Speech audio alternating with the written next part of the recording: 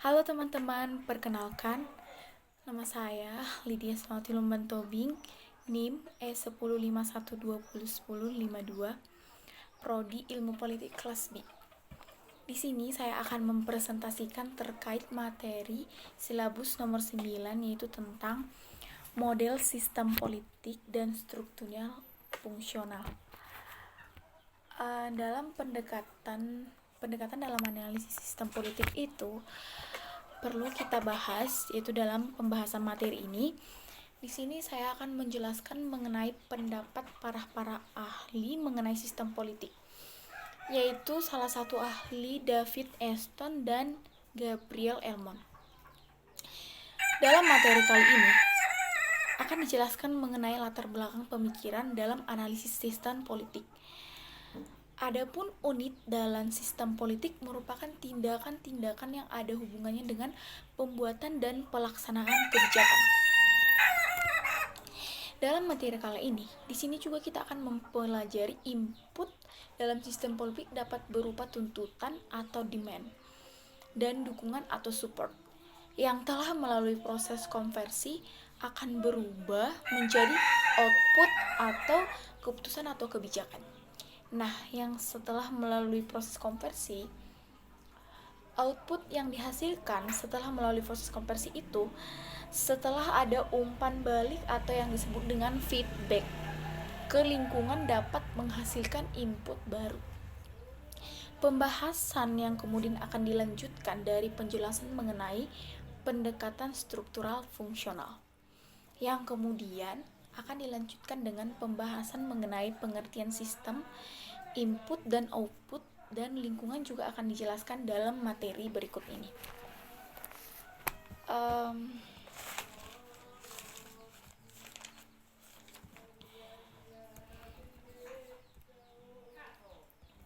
Di sini kita akan menjelaskan dulu analisis sistem politik menurut para ahli, yaitu menurut David Eston. Pada materi ini, pendekatan analisis sistem politik dalam ilmu politik termasuk dalam kategori pendekatan tingkah laku, di mana pemikiran mengenai sistem politik tidak dapat dijelaskan atau dilepaskan dari disiplin ilmu lain. Menurut Eston, setidaknya ada 3 hal yang mendasar yang harus diperhatikan. 3 hal ini, yang pertama, sistem ditandai dengan adanya ketergantungan antar unit yang berada di dalamnya. Hal ini menunjukkan adanya koherensi.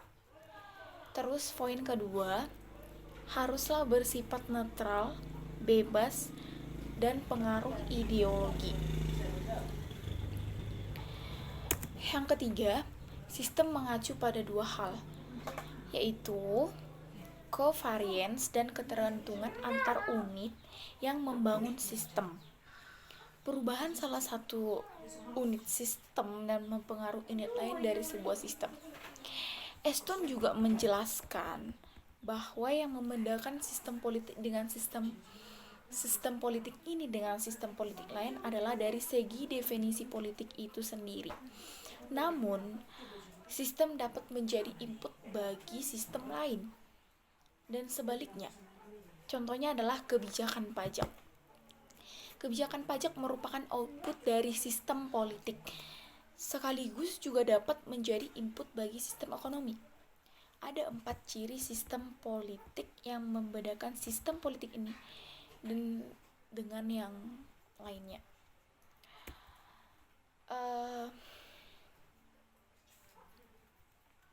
Pertama adalah ciri identifikasi. Kita harus mengidentifikasi sistem politik untuk dapat membedakan dengan yang lainnya. Dalam identifikasi ini, ada 2 hal yang harus diperhatikan, yaitu unit-unit dalam sistem politik dan pembatasannya. Mungkin dalam politik, unit-unitnya berupa tindakan sosial kalau mengenai pembatasan. Dalam sistem politik juga membicarakan dengan lingkungan. Yang kedua, input dan output. Untuk dapat menjamin bekerjanya sistem politik, diperlukan input yang rutin, tetap dan ajak. Tanpa adanya input, sistem politik tidak akan bekerja. Lebih dari itu, tanpa output kita juga tidak akan mengidentifikasikan pekerjaan yang telah dihasilkan oleh sistem politik itu. Terus yang poin ketiga, diferensiasi dalam sistem politik. Diferensiasi dalam sistem politik ini sebagaimana dalam tubuh manusia kita tidak akan menemukan suatu unit mengerjakan hal yang sama dalam waktu yang sama pula. Dalam sistem politik ini, kita akan menemukan beragam tindakan politik dengan perannya masing-masing. Misalnya itu legislatif, eksekutif, yudikatif, partai politik, sampai dengan kelompok kepentingan dan kelompok penekan. Terus yang poin keempat, integrasi dalam sistem. Integrasi dalam sistem ini, politik adalah sebagai salah satu usaha untuk mengatur kekuatan-kekuatan dan kegiatan-kegiatan dalam sistem politik. Oke, itu saja pembahasan mengenai analisis sistem politik menurut para ahli, yaitu David Easton. Oke, saya juga akan menjelaskan analisis struktural fungsional dalam sistem politik. Dalam menjelaskan teori struktural fungsional, Almond juga menilai bahwa setidaknya terdapat 4 ciri khas dalam sistem politik. 4 dasar ini yang kemudian menjadi dasar teorinya.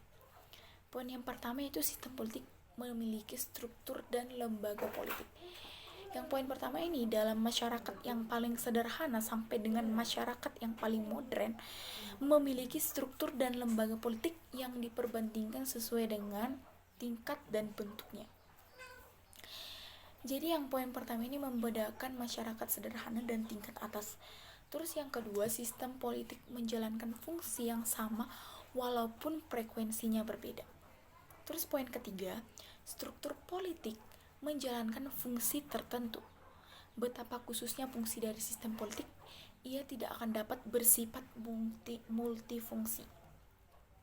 Poin keempat, sistem politik merupakan sistem campuran apabila dilihat dari segi budaya. Berarti dapat dilihat dari segi budaya. Oke, dalam analisis struktural fungsional dalam sistem politik, ini dapat dibedakan menjadi banyak penjelasan mengenai strukturnya. Yang pertama itu struktural atau lembaga politik. Oke, yang poin pertama, struktural atau lembaga politik ini struktur umum yang dimiliki oleh sistem politik, yaitu adalah kelompok-kelompok kepentingan, partai politik, badan legislatif, eksekutif, birokrasi, dan badan peradilan. Kelemahan klarifikasi ini adalah tidak terlalu membantu dalam mempertimbangkan suatu sistem politik dengan sistem politik lain. Namun, persamaan dan perbedaan yang penting tidak akan dilihat dari perbandingan tersebut. Hanya dengan melihat peran yang dijalankan dari lembaga-lembaga tersebut dalam pola bekerjanya suatu sistem yang lebih luas, baru kita dapat melihat persamaan dan perbedaannya yang muncul. Kita dapat melihat peran apa saja yang dimainkannya oleh lembaga-lembaga tersebut dalam pola bekerjanya sistem yang lebih luas. Dengan perbandingan inilah kita dapat menemukan persamaan dan perbedaan yang penting tersebut. Yang kedua, struktur dan fungsi. Menurut Almond, suatu analisis menunjukkan jumlah partai politik, dewan yang terdapat dalam parlemen, sistem pemerintahan terpusat atau federal, bagaimana dengan yang lain. Menurut Almond, sistem politik menjalankan fungsi sosial politik, rekrutmen, artikulasi kepentingan, agregasi kepentingan, pembuatan kebijakan, pelaksanaan politik, penerapan kebijakan pemerintah, output, mempengaruhi kehidupan ekonomi, struktur sosial dan kebudayaan dari masyarakat domestik. Oke, poin ketiga itu fungsi input dan output. Di sini kita juga mempelajari fungsi input dan output. Fungsi input ini dan output ini dalam menjelaskan fungsi input dan output sistem politik, hal yang perlu untuk dipahami adalah adanya konversi sebagai suatu proses yang menandai bekerjanya sebuah sistem politik. Sejalan dengan hal di atas, Elmon mengelompokkan fungsi input dan output dalam beberapa bagian. Atau yang termasuk dalam fungsi input itu sosialisasi politik dan rekrutmen politik, artikulasi kepentingan, agregasi kepentingan, dan komunikasi politik. Sedangkan yang termasuk fungsi output itu adalah pembuatan kebijakan, penerapan kebijakan, dan penghakiman kebijakan. Oke, yang poin selanjutnya itu tentang sosialisasi politik. Secara sosiologis, sosialisasi merupakan proses di mana nilai-nilai aktual yang berlaku dalam masyarakat serta nilai-nilai ideal ditanamkan dalam objek tertentu. Sosialisasi politik ini berlangsung secara berkesinambungan. Individu diharapkan dapat memahami, mengetahui, serta menghayati nilai-nilai politik tertentu. Oke, poin selanjutnya itu membahas tentang rekrutmen politik. Rekrutmen politik berkaitan erat dengan karir politik seseorang. Melalui karir politik tersebut, orang yang bersangkutan diharapkan dapat menjalani proses seleksi untuk mengisi lowongan dalam jabatan politik dan pemerintahan. Poin selanjutnya adalah artikulasi kepentingan. Artikulasi kepentingan ini pada dasarnya artikulasi kepentingan merupakan sebuah proses yang ditempuh agar kebutuhan dan kepentingan masyarakat dapat terpenuhi. Terus poin selanjutnya, agregasi kepentingan. Agregasi kepentingan adalah sebuah proses yang fungsinya memadukan sama kepentingan anggota masyarakat yang telah diartikulasikan. Kita lanjut poin yang berikutnya, itu adalah komunikasi politik. Komunikasi politik ini adalah mengacu pada proses penyampaian pesan-pesan atau informasi politik dari sumber sejumlah penerima pesan. Terus poin selanjutnya adalah pembuat keputusan. Pembuat keputusan ini adalah salah satu fungsi output. Biasanya keputusan politik ini termasuk dalam peraturan-peraturan yang dibuat oleh lembaga legislatif. Legislatif bekerja sama dengan pemerintah. Oke, poin selanjutnya adalah penerapan keputusan. Adanya penerapan keputusan ini adalah proses menjalani peraturan yang telah ditetapkan. Lazimnya fungsi ini dijalankan oleh lembaga eksekutif. Terus yang poin terakhir itu adalah penghakiman keputusan adalah proses menghakimi tindakan-tindakan yang dianggap menyimpang dan melanggar peraturan yang telah ditetapkan. Sesuai dengan namanya, maka lembaga yang berwenang menjalankan fungsi ini adalah lembaga yudikatif.